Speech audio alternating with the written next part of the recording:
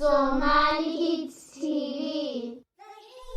ilaahay wuxuu isbaray adoomadiisa meelo fara badan ayuu quraanka ilaahay subxaanahu wa ta'ala isku keen baray si aan u baranno ilaahay awoodiisii u baranno oo aan u waxidno kaligiisa oo ilaahay kaliya waadeecno aan ka tagno wax kasto ilaahay ka soo haray inaan gargaar weydiisano ama inaan caabudno inaan ka tagno darteeda oo dhibka iyo dhibaatada markay nagu dhacdo ilaahay kaliya aan barino oo ilaahay xasuusanno si aan taasi u sameeyno darteeda buu ilaahay awoodiisa quraanka inagu baray ilaahay wuxuu noo sheegay inuu yahay allahaasi abuuray samaawaadka iyo dhulalka ilaaha abuuray inuu yahay buu ilaahay noo sheegay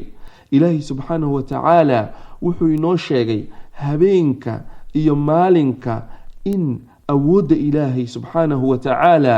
hal marne maalinka inuu dhammaado mugdiga u soo galo si habeen uu u noqdo marna mugdiga inuu dhammaado oo iftiinka xoog badiyo si maalinka waaga u iftiimo waxaasi oo dhan inay ilaahay subxaanahu wa ta'ala awoodiisa ku imaadaan buu ilaahay noo sheegay